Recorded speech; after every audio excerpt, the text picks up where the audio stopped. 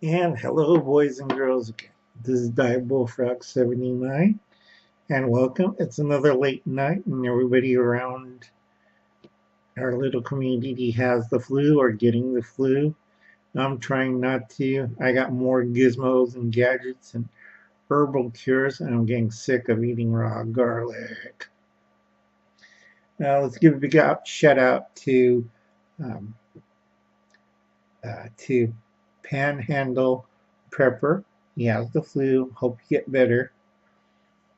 YouTube Steve Foucault and RG Outside. I'm gonna give them a shout out too. I've been watching their videos all tonight, and this is my second video and my second shout out. So take all the credit, guys. You have to watch their videos; they're pretty fun.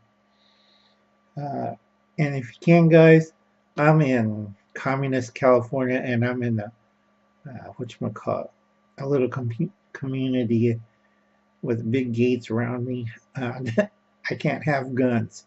So if in the spring or if you can, if you have a 22 rifles, they got black guns now, 22 black guns, black rifles, I don't know, or the regular old-fashioned 22 automatic that I grew up with.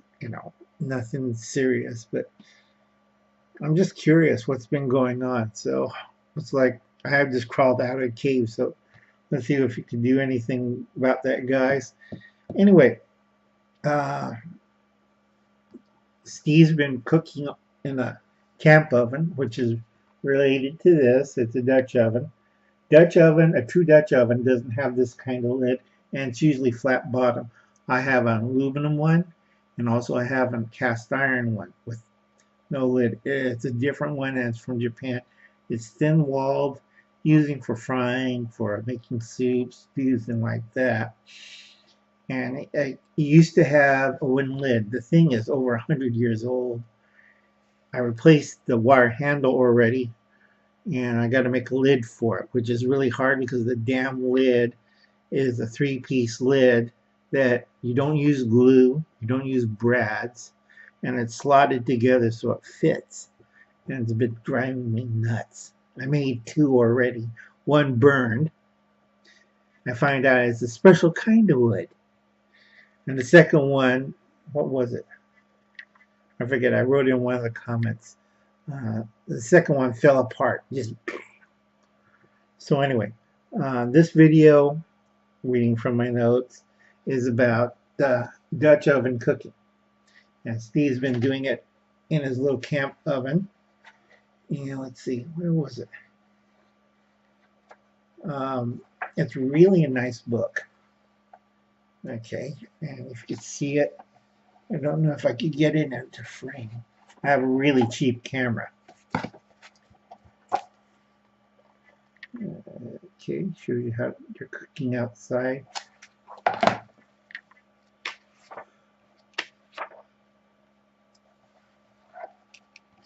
If you're in a situation, you can see this from the book. Kind of, hopefully, that's cooking outside. And a lot of us in the FTS situation is going to be doing this.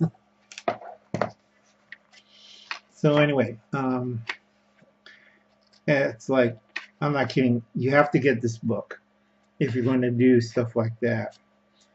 And I have bacon bread, pizza, I made chocolate cake. I did the tier thing one year. That was fun. I did bread on top, stew on the middle, and I think dessert on the bottom. Okay. Now, if you have the old fashioned Dutch oven iron smooth top, not concave like Steve has, that holds charcoal briquettes and is designed a little better. But the old one was a dome shape, like I like my old aluminum type. And if you go check out Townsend, they have the iron trivet with the long handle, so you can put it in to the coals of a fire. Works really good. I got to replace that one. I got to replace my Lodge. I lost my 20-year-old Lodge camp oven, the old one with no legs. Unfortunately, some joker in a forestry bulldozer ran over it, so it's gone. Trust me. 12-ton forestry bulldozer also had a chicken in it. Okay. Uh, Check out the Townsend site. They have uh, an email to their catalog, which is pretty good. And if you're interested in Dutch oven cooking, they have accessories and stuff like this.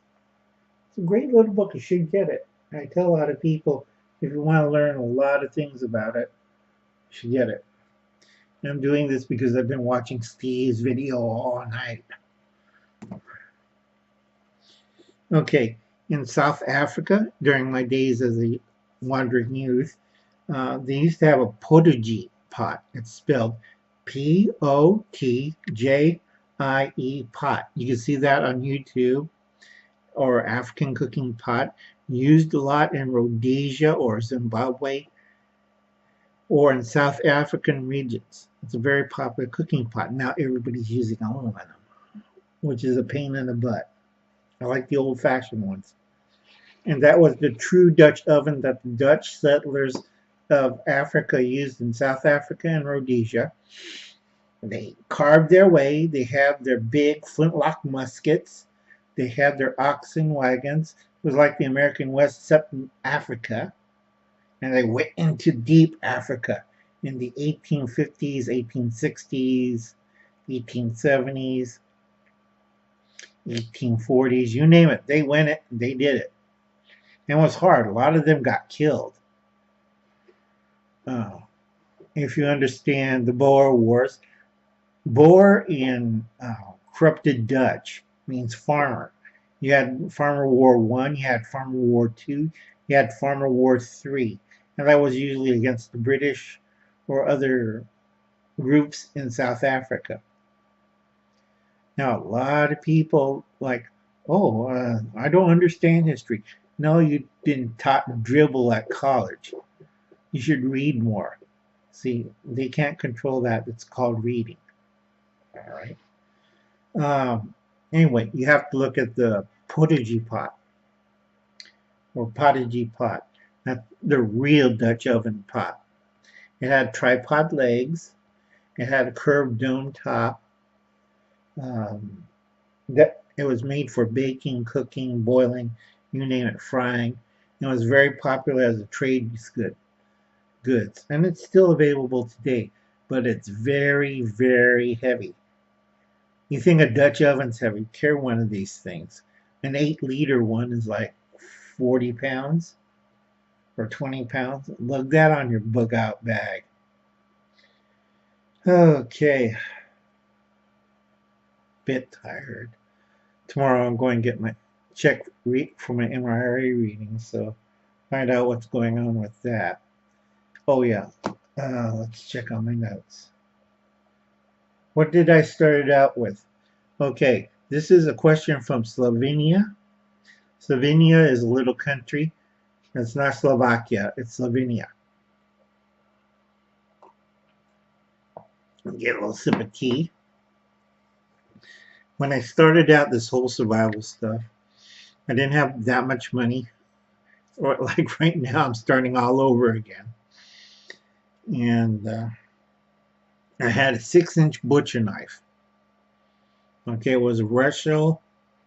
Years go by after that got old and I used it up. I had used a Russell Old Hickory, and I think another knife group, I forget, but they're all butcher knives, 7 or 6-inch. And just plain carbon steel. And I had this old hand-me-down K-bar knife sheath from either the Korean War or World War II. It was beat up and had to restitch it by hand myself, which was loads of fun. And then I had a broken handled Buck 110.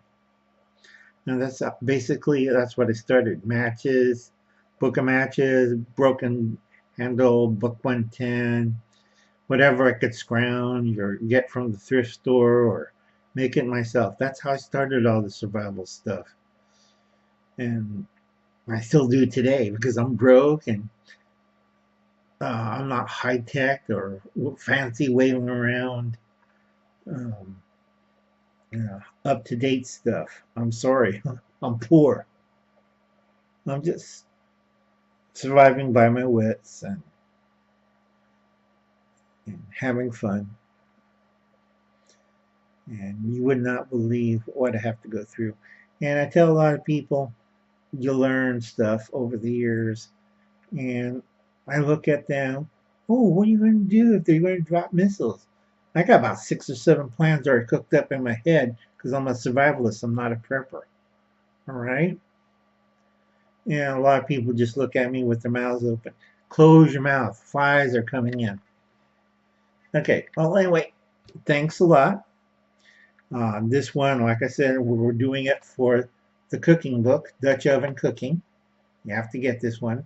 And this is by Jane Wayne Fears. He also writes for Guns and Ammo, and he does stuff like this. So please try to get it. I think that's about it, boys and girls. And that answers your question, people in Slovenia. You have a nice night.